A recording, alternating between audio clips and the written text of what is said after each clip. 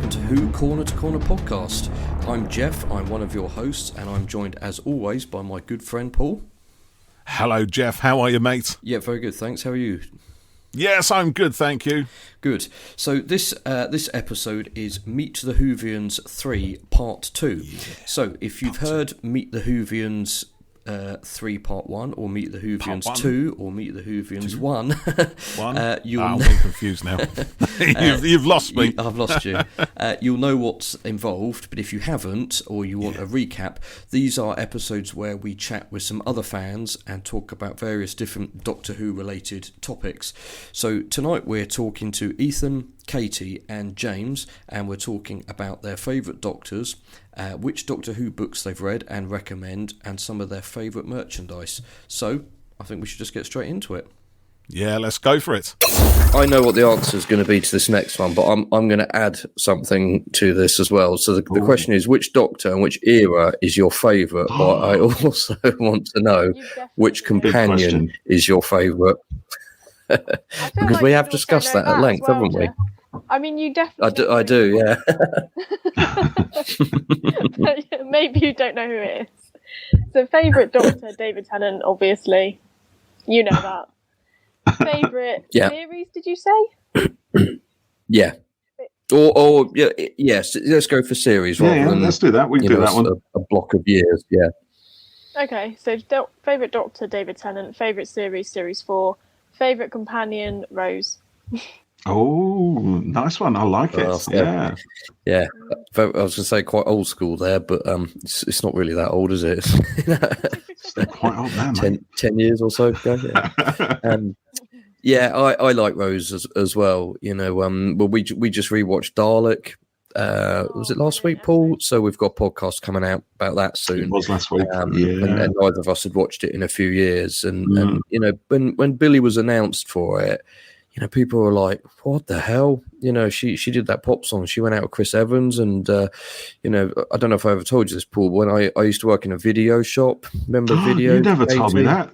Was it you Blockbusters? Might not. You're quite. No, it was Apollo Home Entertainment. I remember that. Chris Evans and Billy used to come in. They did, yeah. I got all sorts of freebies, but Chris Evans used to come in with Billy sometimes because they lived really nearby. And he was quite chatty, but this was before Who, so you know I was just like, oh, she's just that pop star, you know. I wasn't bothered, but if it was now, I'd be like, oh my god. She was really good in it, wasn't she? And you know, it was a bit like when they said, you know, Catherine Tate was joining, Matt Lucas, John Bishop. I was a bit kind of not sure about this and been proven wrong every time. So every time, kind of trust their casting now, you know. So yeah, what did you think of when Rose came back in series 4? Oh, God, how old was I then? 10 or 11. So 10 or 11 for me was just absolutely gobsmacked, absolutely hyped. Couldn't get enough of it, and I still go back and watch it now and feel the exact same way because it was better than your own companion, your own favourite companion returning. You can't beat it. Yeah.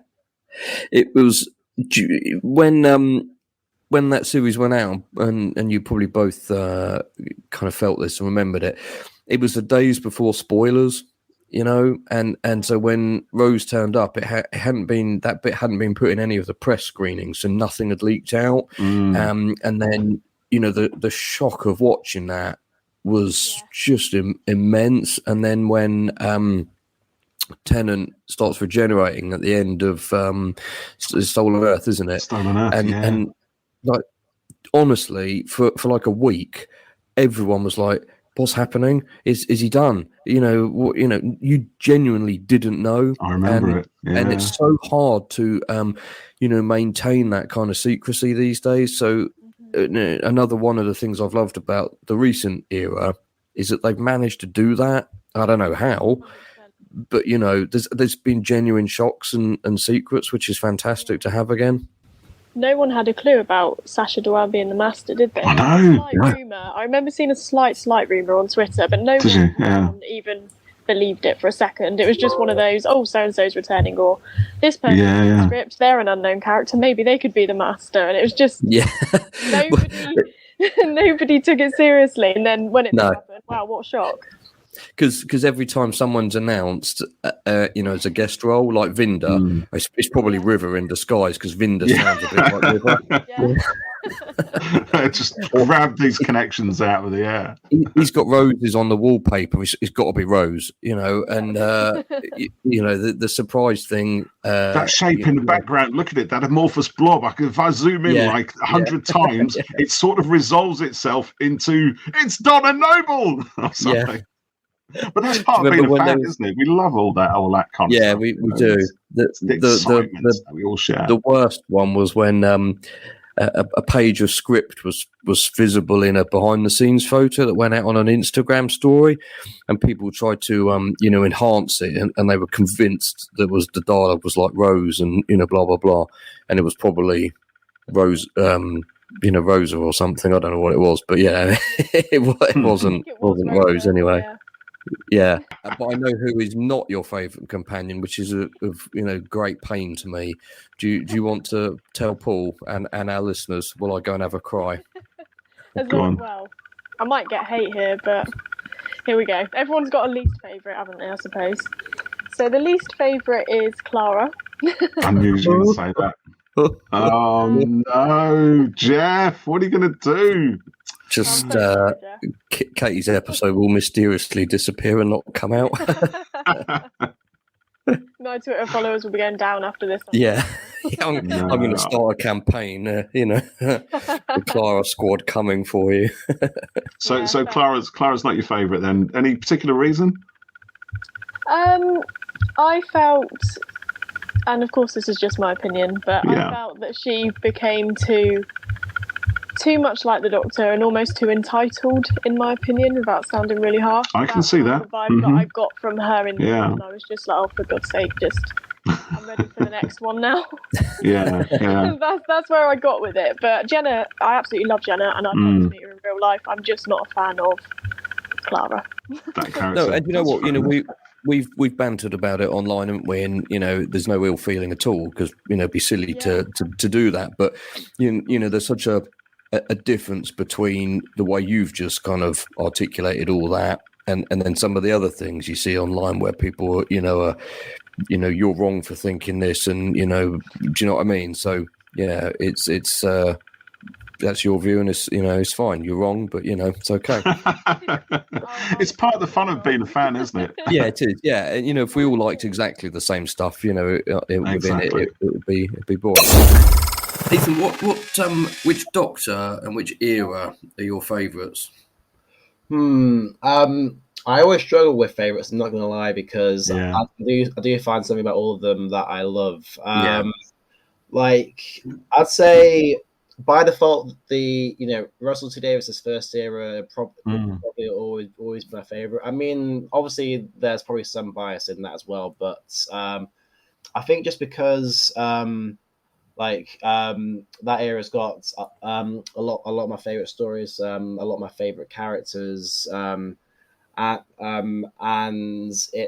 there's just a lot of stuff that I appreciate every time I go back and rewatch those stories. And I'm also a big fan of Russell T Davies's work as a writer overall. In terms of my favorite Doctor, I mean, again, I find it hard to pick favorites because I feel like every time I'm watching one of them, I'm thinking, they're brilliant. Yeah. They're the best. Yeah, I'm like, no, actually, this one's the best. I mean, as David was my first, I think David's always going to be my Doctor. I'm going to have a very strong connection to, in terms of connecting to, in terms of their story and what they go to.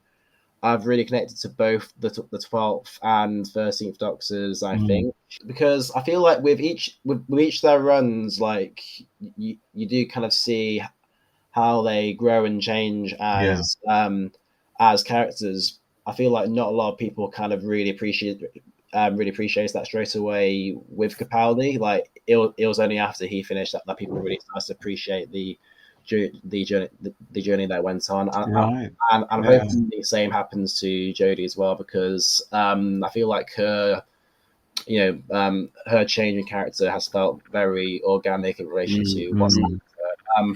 But yeah, like with 12, I find it fascinating how he isn't really perfect in terms of his personality. He's a flawed character, isn't he? Especially at the start of it. Yeah, and he's a bit more rocky with his approach. But, I do like how messages, if you're striving to be, a better person, then then that's a good thing. And I do love how over the course of his run we kind of see how he changes, because he's not the same. He's not the same person. By the end of series 10, he's not the same person as he was when he started. I mean, people have made many jokes saying that you could have a multi-Doctor story with 3 versions of Capaldi's Doctor. 3 versions. I hadn't heard that before. Him from series 8 with his more grumpy, closed-off personality. Him from series 9, where he's kind of more all-out rocker. And series 10, which is sort of like a healthy mix of both of those. And I feel like the 13th Doctor is sort of like a natural evolution of what he wanted to be, really. I did too. Yeah. I get that. Yeah. And like with her, like I find it interesting how in series 11 she's obviously trying to start afresh and move on from any of the previous trauma she'd been through. When you think about it, she probably still had what happened in the series 10 finale with She references that in series 12, doesn't she? Philip Diodati. Yeah, I really appreciated them for doing that. In hindsight, it's interesting how she's kind of more happy go lucky there, kind of not really going into too much detail about her past, and then her past kind of it kind of slaps bang right back into her life. Catches up with her again, doesn't it? Yeah, and then some.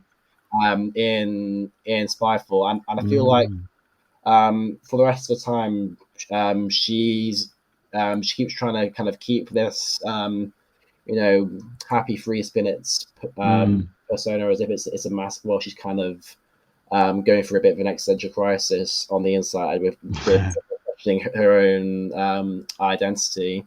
And I think it's interesting how her journey is kind of it's of someone who's learning to be a bit more open about their emotions and how I'm feeling. Because I feel like I can relate to that in a way. Like, I'm very used to kind of I was very used to bottling things up quite a lot, especially in my late teenage years. I never really, I only realized them out when it was kind of like at a breaking point. So I do like, that's the direction it kind of they took her in, and with her Doctor, I mean, years ago I was diagnosed with having being mildly on the autistic spectrum, but for years I kind of didn't really want to really dwell on it and try to kind of carry on as I am. So for years I didn't really bother kind of knowing what it really meant. But then over the lockdown, certain things would happen, which I decided to kind of start being more open about it. Yeah. So people would understand why I might react in certain ways. Sometimes those kind of things could be relieving to know. Sometimes it can kind of be a bit of a downer to dwell on. But I feel like I do get to points where I sort of kind of learn how to own who I am, which I feel like with the 13th Doctor, she kind of goes on a similar journey with knowledge of her hidden past and sort of kind of owning and kind of, you know, she kind of owns it when she has the strength to, but she still has moments where she hesitates. Like there'll be moments where she feels confident about it. Well, in the face of the master, you know, when she tells him he's not broken him, but then we see in the finale of Flux, she's still very hesitant to kind of know more about it. It's kind of like that whole kind of, you know, push pull kind of thing with it. So I can't tell if it's a bit of a ramble, but yeah. I feel like for those kind of reasons, the 12th and 13th Doctors have resonated a lot with me, but at the same time, the 10th Doctor is always going to have a special connection. So I'd say these 3 Doctors I have a strong connection with, but that's no shade on Eccleston or Smith either. Absolutely, yeah. Smith is very special to me as well, especially as he was a doctor that he was a doctor who was there for me when I was transitioning from primary to secondary school. And I have started watching Classic Who last year. Have you? Sorry, not last year, the year before. Yeah, the year before. Yeah.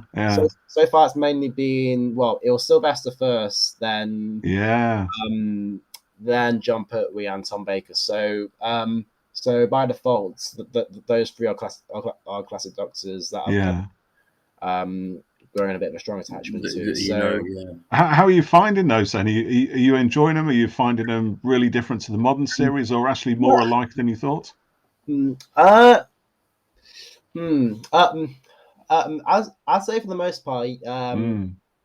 most part, yes, I've enjoyed them. Like, it has been interesting to kind of pick up on these stories, because I feel like the fact that I've still got so much of it to watch, it makes the waits in between series kind of less painful for me. Yeah, so because all the stuff still feels new to me. I mean, but yeah, there are some stories that will kind of struggle to hold my attention. I think maybe just because of the pacing and stuff, because I'm so used to the way. Yeah, it's a lot more leisurely, isn't it?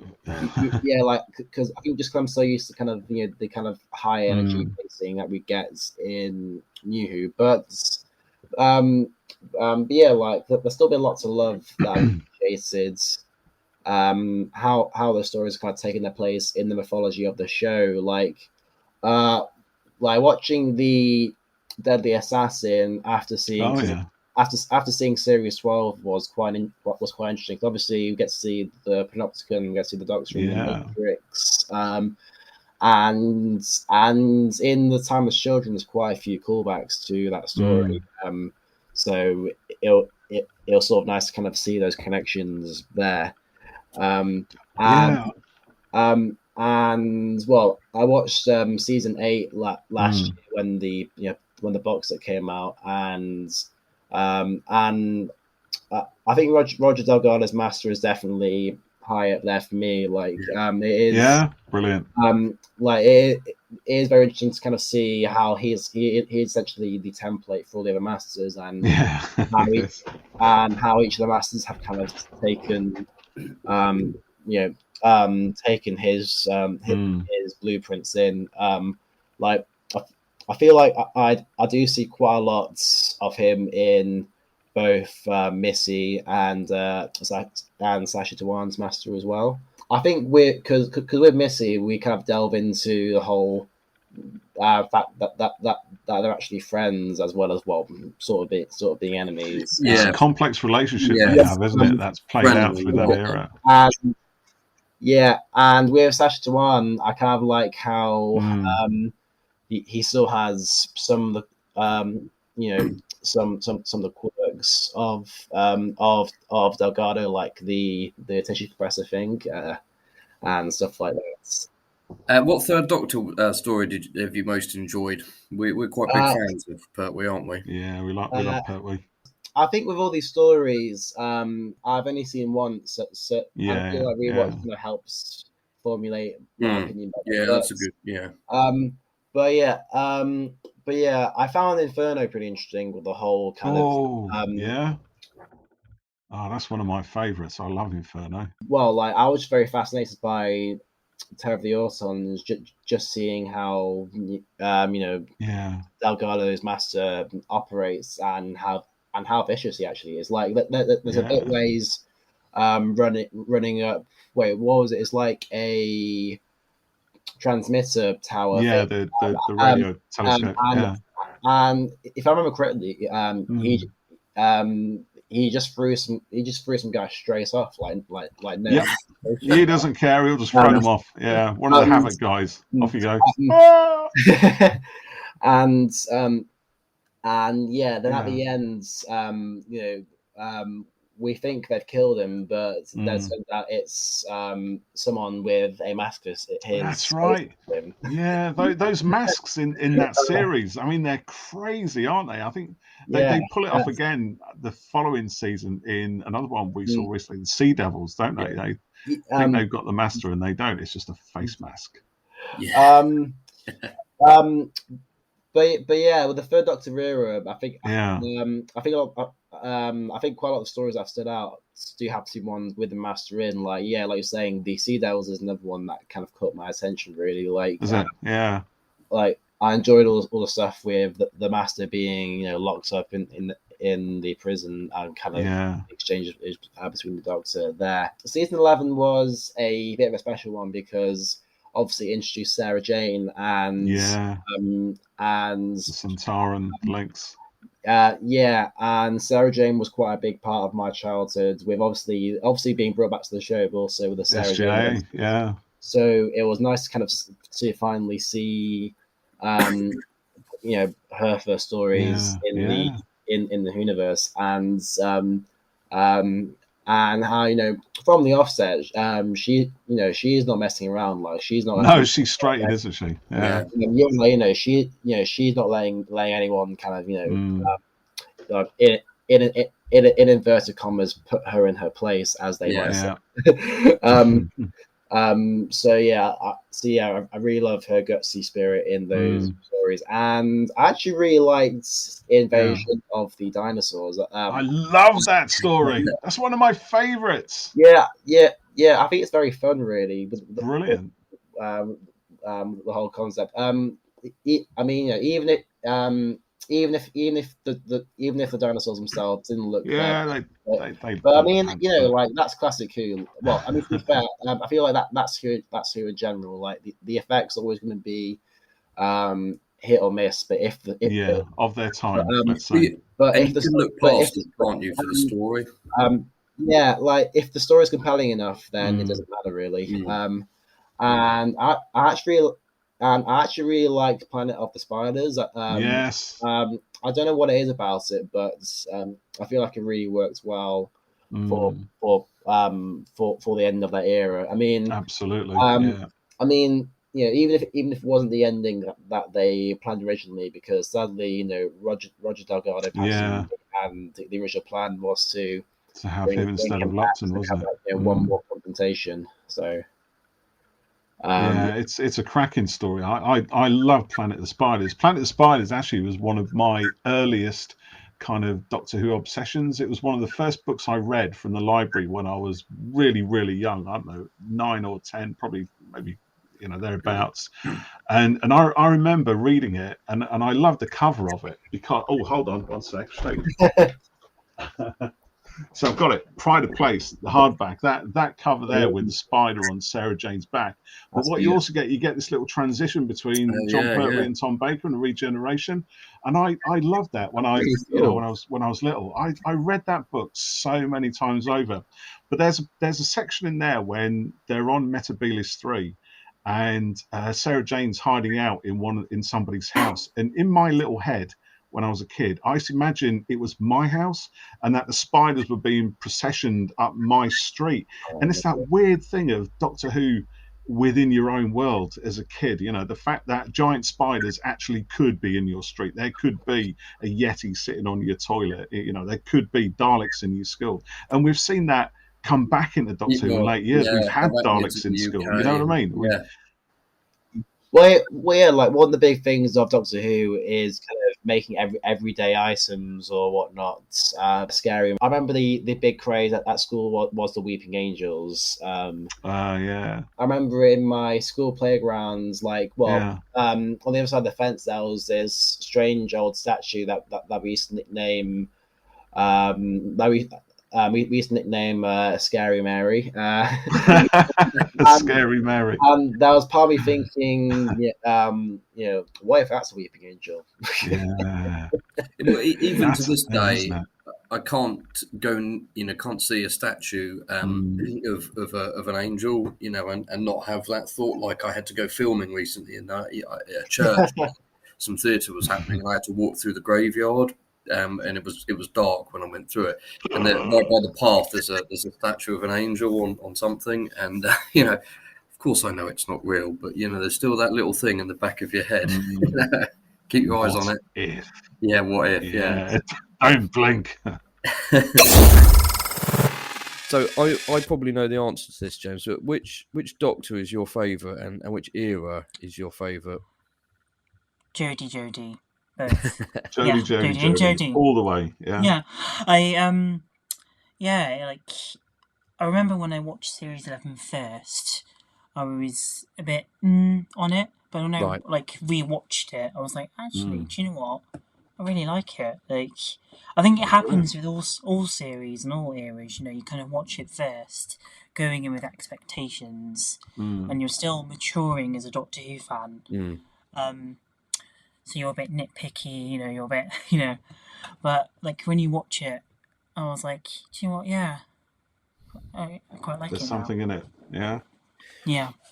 It's an interesting one, Series 11, I think, because it is so different to any of the series that came before it. In tone, in the look and the feel of the thing, in the relationships between the companions and the Doctor. They were, I think, for anybody raised on sort of Russell T Davies and Stephen Moffat's Doctor Who, and all the wonderful things that they did, suddenly having this break and such a massive shift in tone would have been like quite jarring for me. I thought it didn't make any difference because it just Doctor Who, and I've seen it in all different forms. So it was like, here's another variation of it. But you do get the feeling of there being a distinct slice off between what came before and what's going to happen next. And I love all that. I agree. I think what I love about Chibnall's era is that it's a love letter to Classic Who, I think.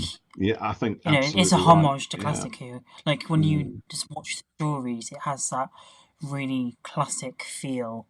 With the Doctor and the companions and the storytelling, and the monsters. The arcs as well, the Timeless Child. Yeah. See, the Moffat years feel like. A sort of development or extension of the RTD years in a way, except progressively darker and more complex in some ways. And I guess kind of very fairy tale as well. Yes, very fairy tale, but still of the same sort of arena, as it were. Whereas the Chibnall stuff is in a different ballpark altogether, and I you can see why some people kind of were initially a bit like, oh, this is a bit odd because it was so different. This is different. Yeah, but that's good. Different is good. We don't need to absolutely keep going through the same kind of stuff. So, James, as the last couple of series have progressed, I think it's fair to say, like for Paul and myself and many others, your love for Jodie's Doctor and the fam has grown, but it's also become quite personal for you in a way, hasn't it? Yeah. So, I think there's two ways it's personal for me. So the first is obviously my Twitter username, Autistic Whovian. Like the 13th Doctor and the way Jodie has portrayed it has really resonated with an autistic person. And everything from have time to process things to be really passionate and like very fixated on one thing and wanting to share that kind of special interest with other people. I've as soon as kind of the 13th Doctor came on screen, I just really related with with her character. Yeah. Yeah, and it's the Doctor that I've related to most out of every Doctor. Well, I was going to say, how did you feel about it, Paul? And don't forget your second point, James. But yeah, for me, she was the one that I most immediately, clicked with and had a sort of greater connection with, and that just developed, as it all went through. How about you, Paul? Yeah. Yeah, I do. What I like about the 13th Doctor is the aspiration towards compassion that she has. I don't think she always achieves it, but it's like she wants it. She wants to be human. She wants to understand. These people that she spent so much time with over previous generations on a deeper level, I think, than previous Doctors have. And that's a really nice contrast, I think, particularly to the 12th Doctor, who didn't really seem to care much about that sort of stuff at all, and quite deliberately so, I think, which is fine. It's another aspect of the same grouchy character. But I thought it was really refreshing when Jodie, sort of fell through the train and popped her head up and just went at it in a very doctorish way, but with that element of compassion, which I think has bled through the series and has also been incredibly stress tested by the journey she's been forced to go on. I think it's Definitely. not a journey of choice; it's one that she's been kind of maneuvered into and has had to sort of battle to survive. I think in some ways, and keep herself together, which I think quite often reflects our own journey through life. We're battered by all kinds of forces that we can't control, and they're going to change us in some way. We have a decision to make. Do these things change us for the better, or do we let them change us for the worse? Do we allow these things to help us grow, or do we allow them to diminish us? It's a choice we all face on a daily basis, and I love those things. Yeah, I think that kind of goes on to my second point, like the second reason why Jodie Zero is connected with me. So, I'm adopted. I'm an adopted child. I was adopted when I was 2, and luckily, I did have characters growing up I could relate to who were like adopted or in that kind of similar environment, like Tracy Beaker. Vlad from Young Dracula. And obviously Luke Smith. Luke Smith from Sarah Jane Adventures. Yeah. So luckily I had characters I could relate to who were adopted, but obviously the Doctor, we didn't really know much about their kind of early life. But when the Timeless Child happened, it came at a point, in my life where I really needed it. And I could go on this journey with the Doctor of self-discovery, because since the end of 2019, I've been wanting to find out more about my birth family and who that makes me, who I am. Yeah. And I do know why I'm adopted. I do have pictures of my birth parents.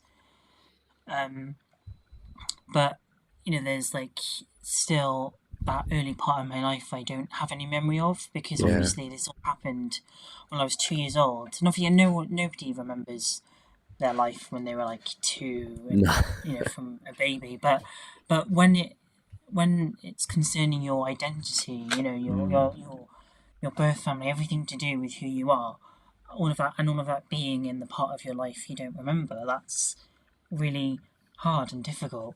Because you grow up, you always feel like as an adopted child you have a part of your identity missing. And so going on this journey with the 13th Doctor, it's just been so cool. It's very resonated with me. And it's not a story we've seen in Doctor Who at all, I think, and certainly not for the Doctor's character to be going through that journey, in a way that is a very human journey, isn't it? It's something that you can relate to directly, and I think, those sort of things or those sort of subtleties are quite often lost. If I think it's very easy for other people to say, well, that doesn't affect me, so I don't have to worry about it. And in doing so, it can hurt you on a personal level. These things, for people to be quite so dismissive of those things, perhaps. I think it shows that we've talked about this, Paul, and it's come up in conversation with other people, but the kind of human feel to this era, and then particularly with the companions, and I think we talked about this not that long ago, but some people think that sci-fi stuff, you can't relate to it, and it's unrealistic situations, and it is. But the most successful stuff works because it's got characters that you care about and can relate to, and I think it's brilliant that you've had this connection with it, and the Doctor's journey has kind of gone alongside yours in life. I think it's been lovely, really. I actually have the fob watch, the actual Brilliant. one that was used in the show. Oh, so really? It's an actual prop.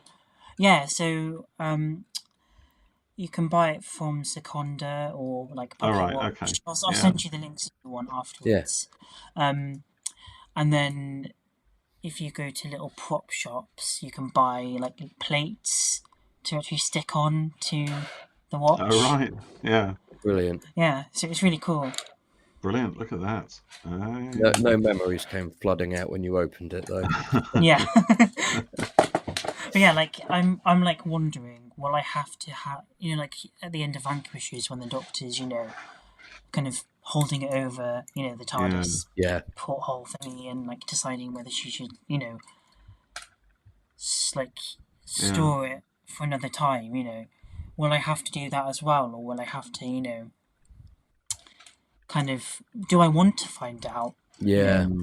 I know that they can look after, both parents can look after me, but would I want to meet them? Are they even fit parents? Fit to be parents? It's a huge thing, isn't it? And admire you for going for it, because some people in your situation wouldn't. Ignorance is bliss in a way, but you're tackling something huge, and it could be absolutely brilliant. What comes from it. So yeah, I wish you the best of luck with it. I'm sure you'll absolutely, James. Posted. So not only has the era been really personal for you, but it's creatively inspired you quite a lot, hasn't it, as well? Yeah, so obviously when COVID began and we were all stuck inside, nothing to do, I started getting into screenwriting. And I was just dabbling a bit, kind of on words. I've never actually completed a whole script before, but I was just kind of writing scenes and playing about a bit with kind of stories, and then kind of started from there. Really, I wanted to kind of gain a bit of knowledge and experience, and I did some courses. I bought a professional screenwriting software called Final Draft. So yeah, it's been really cool, and it's really fun. Yeah, it's brilliant, isn't it? I love that. The fact. Sorry, I love the fact that I love the fact that I love the fact that Doctor Who can inspire creativity in people. Whether it's fan fiction, or whether it's something that you're more seriously into, or whether it's just a hobby, or whether it's painting, writing, going out wanting to be a director, a producer, or work in the business in any way. All of that stuff. Something like this, when it takes root and grows inside you, can change your life and the direction for the better, and give you something that is really worthwhile working for. Oh, definitely, yeah. Doctor Who is definitely what inspired me to start kind of screenwriting, because series 12 had just aired, and The Timeless Child and stuff. And I was really intrigued with all of that, and so I kind of wanted to expand on it, And I am actually writing a script at the moment, which I've sent you, Geoff, quite a few times. Space Jail, and it expands upon the Doctor's imprisonment in the Jejune prison at the end of Timeless Children. and obviously, because she's just found out there's a whole part of her life she never knew. It deals with themes like identity and adoption, ones which I'm able to write with, like authenticity. Yeah. You showed off your fairly impressive TARDIS mug there, but what other stuff have you got in your geek collection? So I'm trying to collect the Funko Pops. Oh. Yeah, they've stopped them. Good books. There's no more. Oh, really? I know. Well, I've only got 1, 2, 3, 4, 5, 6, 7 up there, so it's a slow collection. Yeah, but we'll get there. Which ones have you got then, Katie? Yes. I have got the 10th Doctor, Adipose, Rory, 11th Doctor with Fez and Mop. Yeah, that's the one I've got. Yeah. From, what's that Dalek called from? Is it the Junkyard one? Yeah, that one. Yeah. Scrapyard Challenge. Yeah, and I've got 13th Doctor without a coat and 13th Doctor with goggles. I love the one with the goggles. Yes. I'm not into the Funkos, I'll be honest, but if I was going to get any, I would want the 13th Doctor with the goggles. I think it looks so cute, so full of character. You're just I know. That's the trouble, isn't it? Yeah, and I wouldn't be able to keep it secret. Or how long could I keep my Funko obsession secret if I did that? Because as soon as my wife found out that I spent money on all these Funko Pops and they were reindeer, maybe I could just like hide them in little places somewhere that she would never see them, but I would know they are just there, and I'd have a little visit with them every now and then and have conversations. Or a little bit scary, isn't it? What else do you do with Funko Pops though? What do you do with them? Say again, just to look at them and admire them. You look at them, what do you do with Funko Pops? They're just, mine are out of the box because I'm trying to keep the boxes perfect because I would like to get them signed. So I think they're just aesthetically pleasing, to be honest. Fair enough. When they first staring at you from the top of the shelf, like when they first started coming out, I was like, I don't like these things. And then some friends of mine were really into them.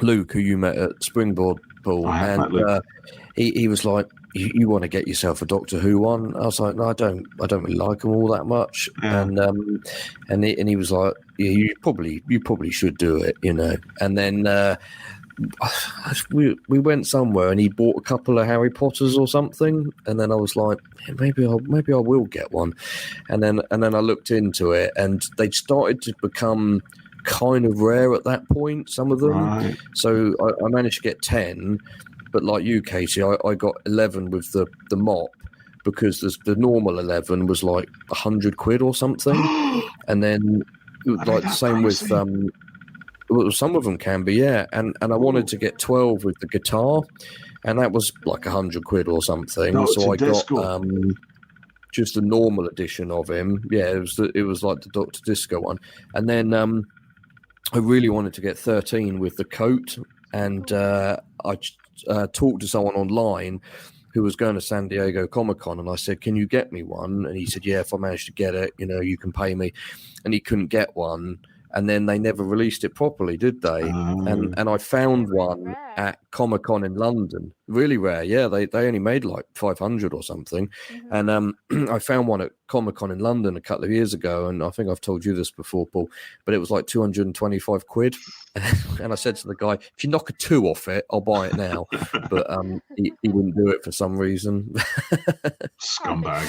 But I've got a Clara. My Clara is worth £75, I think, and I've got the Amy Pond figure, which I bought for £8 through a Forbidden Planet sale, and now that's about £50 as well. Yeah, so Amy Pond one is hard to get hold of as well. Is that right? Yeah, it is, because that was a Comic-Con exclusive as well. So some of them, I mean, they do this with kind of every range just about. So there's some that are kind of generally available. You might find it in Tesco or whatever, and then there's others that are only available, like at Forbidden Planet or something, and then there's others that are limited, and they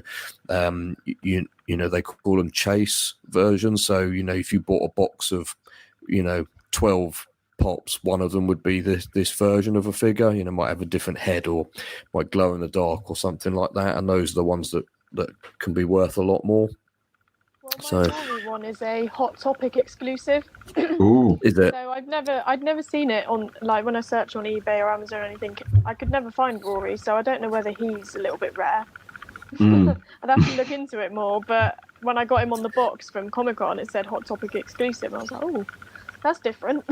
Yeah, rare Rory. Yeah, that would be a rare one. Yeah, you can imagine Antiques Roadshow, the future. 50 years from now, and they're looking at these Funko Pops. Is it a rare Rory? Oh, this is marvelous! Look at this, and it was only ever made in 200 editions, and they were sold exclusively at Forbidden Planet. And oh my goodness, you've got a collection. Oh, well, that's I would insure this for 50 million euros, or something. I don't know what. And again, this one still glows in the dark. That's worth even more. Yeah, we have a very rare Clara.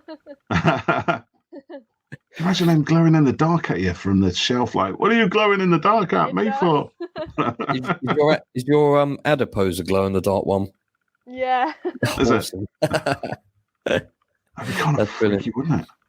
So, what other stuff do you have in your collection? I'm trying to. So I've been trying to do this for years, but I'm trying to get all of the series box sets, but I'm trying to get them with the logo that matched the time they were released.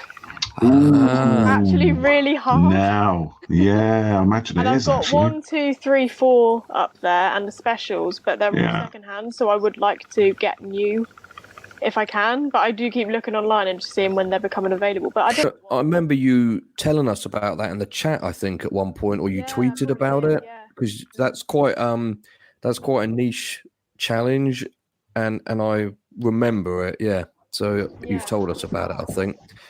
Paul's just disappeared, dear listeners. He's probably going to produce. He's just crushed himself on the DVDs. Don't panic. He's probably going to produce exactly everything that you're looking for, Casey. Probably. Put me to shame. See, this is a good thing about steelbooks, right? Oh no, hold on. This isn't it, right? This is. We're going to find it. You carry on talking. I'll be back in a minute. So you've been known to do a bit of cosplay as well, haven't you, before? Yes, love cosplay.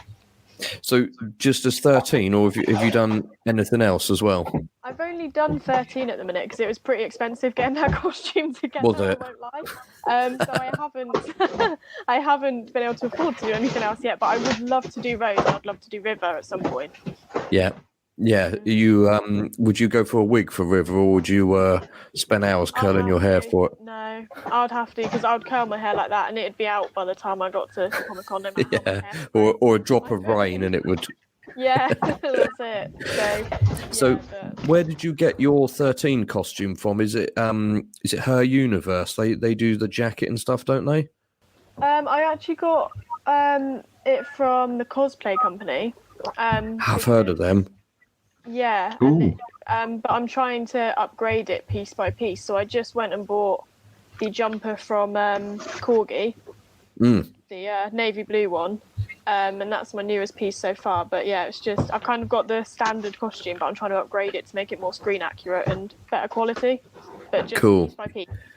Yes, it is expensive, but it's nice that there's the kind of official versions of the stuff that you can get, and like we chatted to Ray, the costume designer, and he worked with Corgi to be able to kind of get the the items commercially available like that. And I did have a pair of the socks.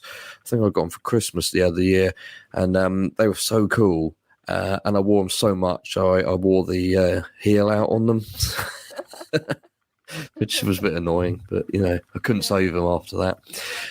Paul, what did you find in your rummaging? I didn't find what I was looking for. Actually, I was looking for the sleeve. I was looking for the sleeve to this thing here because I took it off. This is the box set of Series 5, which I got in the year it was released, and it has a 3D silence slipcase. The scary silence, right? Yeah, I've got that. I've seen that. That's amazing. It's really cool.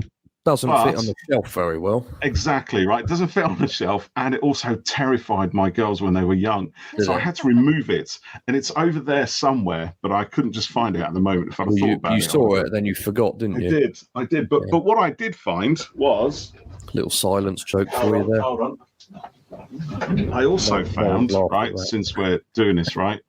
Yeah. Doctor Who and the Five Doctors, right? The first DVD of Doctor Who ever. Really? That an original press, which is probably worth now, I don't know, 35p, something like that. It's amazing. Katie, do you see what's happened here? Our Funko talk and their value has inspired Paul to see what he can. Yeah, I'm gonna get it all insured. And do that. Take it all to Antiques Roadshow. Oh, that's an original Five Doctors DVD. That was way back in 1999, I believe that was. That must be worth 35 pence, definitely. Yes. But I ordered. It will go up. Yeah. I ordered a Yelena from Hawkeye, and I ordered it from the Funko website, and it came, and it was the Chase version. So instead of like her head, it was the kind of night vision helmet thing that she wore in the show. Paul, do you remember the green light? Yeah. And I was like, I don't really want that one because it doesn't really look like her. And so I looked on eBay. I looked on eBay and I was like, okay, I'm gonna sell it. So I paid £12 for it and I sold it for 50. So I was quite pleased about that. Yeah. So you can make money on Funkos, but it's very hit and miss. I think really, the value of stuff. Our listeners won't be able to see this, but behind Ethan, there's quite an impressive collection of Doctor Who pictures and Marvel pictures as well. Yeah, there's a Black Widow up there as well. So, what else is in your collection? Have you got action figures? We'll talk about autographs and stuff in a bit, but what merch do you have? I do have action figures. Yeah. Most of my old ones are back at my parents' place in Manchester, but I've got a lot of my recent ones with me and a few other ones. So on my windowsill, I've got... We're going on a tour. Ethan is taking us on a tour of his room now. Let's have a look. The camera is moving. Yeah, on my windowsill, I've got the with the Doctor and Yaz. Right? Oh, yeah. I got back there. Figures. Same one. Yeah. And it's on a wardrobe. I've got quite a few figures hiding away here. So Ethan is showing us into the interior of his wardrobe, ladies and gentlemen. I can see Ryan and Graham. Yeah, look at that, all the figs. You might be able to say hi. Hang on, yeah. As you can see, there's a White Imperial Dalek from Remembrance. There's a couple of Jadoon. You got a Davros there as well. Yeah, Davros. Is that Sarah Jane there? Sarah Jane towards the end. Yeah, I've got Max Ramona. Ramona. Ramona. It's getting late. Sergeant Benson and Yates at the end with the Brigadier. Is the Brigadier there, or has he fallen over? I think he's there. The side. He's had a few too many jars, has he? I've got Ace there, Graham, Ryan, the 12th Doctor, and Jack hiding behind. Oh, yeah. And up here, I've got a bit of an interesting... that's like a secret cupboard. Oh my goodness, look at that. That's somewhere. Yeah, they will never get stolen from there, that's for sure. No one will ever see that. So these are my collection sets for like a secret loft compartment. Season 17 is not there because I've been watching the extras lately. So that's by my desk. And I've not got season 18 yet. That's the only one that I'm missing. And series 1's not there for a similar reason because I've started listening to the audio commentaries for the episodes, which are pretty cool. So they're kind of in use then. That's why they're not sitting on the shelf. That's why there's gaps in your shelf. I've got all the new, I've got all the new Who series except series 11. I need to sort that out at some point. Torchwood, Sarah Jane. And as you'll be able to see here, I've got a few signed Blu-rays. Look at that. That's covered in signatures, autographs even. Sylvester McCoy. Who else is? So for those listening, I've got season 8 signed by Katie Manning.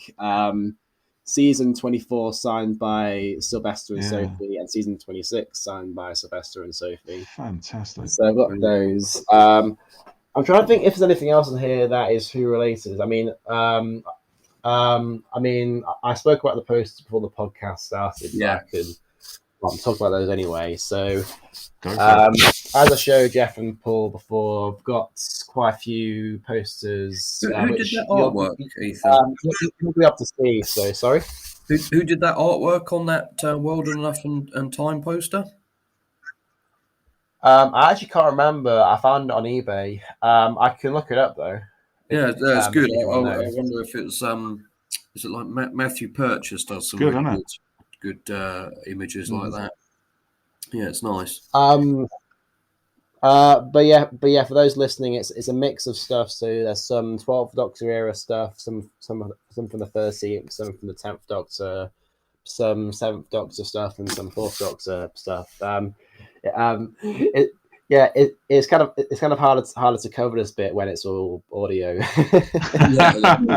This is the bit that benefits us, but not our listeners.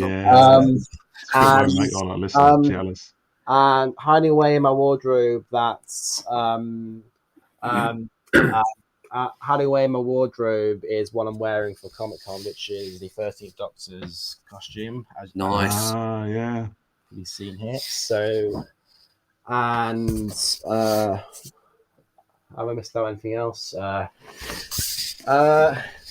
And I've got all of the new Who screwdrivers. Yes. 2, 3. Well, I dropped one. And 4. My back's in my 13. Complete with sound and light effects, ladies and gentlemen. I've just been sonicked. But yeah, I really want to get one of those universal remotes though. Like those look really cool. Oh, the TV controller ones. Yeah. Leno, just the thought of changing the channel. Sonic That's TV. Brilliant, yeah. That was fun. That was really good. Yeah, I always like talking to fellow fans and finding out more about their it's always good their history and their connection with the show, and you know what Doctors are their favourites, what episodes mean a lot to them. Yeah, and I like to see what merch they've got that I haven't got that I can get jealous about. They've all got more merch than me. Yeah, I've been a Doctor Who fan for like 40 years and then some, and they've all got. And these people are half my age, and they got like millions more than me, and it makes me feel somehow inadequate. But you've got about 800 books and big finishes and Blu-rays behind you there. Yeah, I do. Yeah, but that is literally tip of the iceberg compared to these guys, mate. Oh, I remember you told me your attic was filled. Yeah. So, fabulous. Thank you so much to our lovely Whovian guests. Thanks for joining us. It's been an absolute delight talking to you guys. Yeah, it's been great. And we will be back with Meet the Whovians 3 Part 3 in a couple of weeks' time. So keep your ears open for that one. See you next time. See you then.